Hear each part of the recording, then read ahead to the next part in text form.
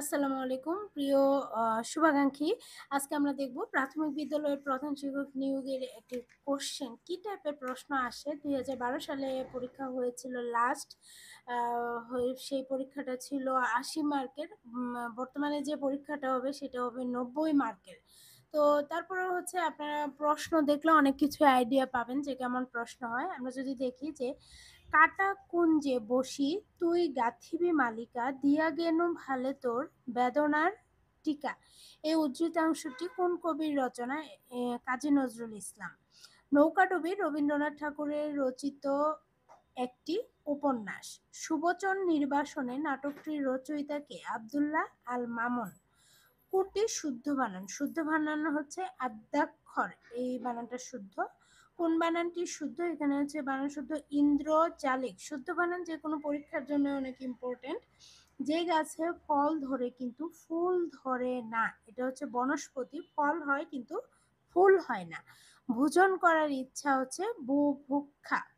কোন বানানটি শুদ্ধ? এখানে বানান শুদ্ধ হচ্ছে ভোলান্টারি। এই ভোলান্টারি বানানটা আপনারা, আমি যেভাবে মনে রাখি যে আমি আমার মতো করে মনে রাখি যে ভোল আন টা রি, এভাবে ভেঙে ভেঙে মনে রাখি যে ভোল আনটারি। তাহলে হচ্ছে বানানটা পরীক্ষা হলে কনফিউশন তৈরি করে না। তো আরেকটা শুদ্ধ বানান হচ্ছে অ্যাক্সিলারেট। এই অ্যাক্সিলারেটটা হচ্ছে শুদ্ধ বানান। এটাকেও আমি একটা মজার কৌশলে মনে রাখি আসলে।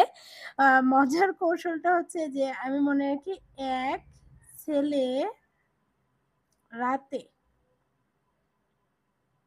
মানে এক ছেলে রাটে, এভাবে মনে রাখি এক ছেলে রাটে।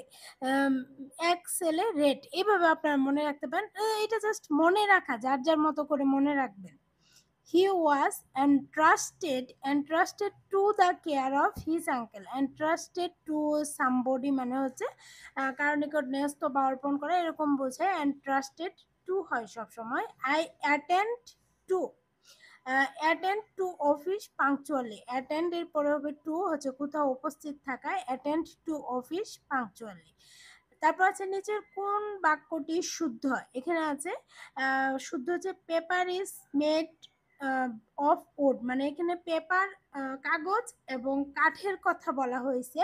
তো এখানে একটা কৌশল রোলস হচ্ছে যে কাঠ থেকে যে জিনিসটা, আপনারা একটা জিনিস মনে রাখবেন যে কাঠ থেকে কোনো জিনিস তৈরি করলে পরবর্তীতে যদি সেটা মানে দেখেই বোঝা যায় যে এটা কাঠের তৈরি, যেমন মনে করেন কাঠ থেকে টেবিল চেয়ার হচ্ছে বেড এগুলো বানানো হয়, এগুলো কি কাঠের দরজা, দেখলেই বোঝা যায় যে এগুলো কাঠ দিয়ে তৈরি, মানে কাঠটা দৃশ্যমান থাকে। এইসব ক্ষেত্রে কিন্তু হয় মেড অফ, মানে হচ্ছে দেখে দৃশ্যমান হবে, যেমন মেড মানে table is made of wood, এরকম যে bed is made of wood, of হবে। আর যেটা যেটা দৃশ্যমান, যে দৃশ্যমান হবে দেখেই বোঝা যায়, সেটা হচ্ছে অফ হবে। আর যদি হয় যে দেখে বোঝা যায় না, মনে করেন কাগজ, কাগজ তৈরি হয়েছে কাঠ থেকে, কিন্তু কাগজ দেখে কি অ্যাজ ইউজুয়াল বোঝা যাচ্ছে যে এটা কাঠ থেকে? আমরা জানি বলেই জানি যে এই কাগজটা তৈরি হয়েছে কাঠ থেকে,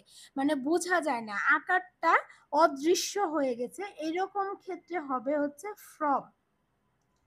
ফ্রম হচ্ছে দৃশ্যমান নয়, এরকম ক্ষেত্রে হচ্ছে ফ্রম হয়, যে কাঠটাকে দেখা যায় না, দৃশ্যমান নয়।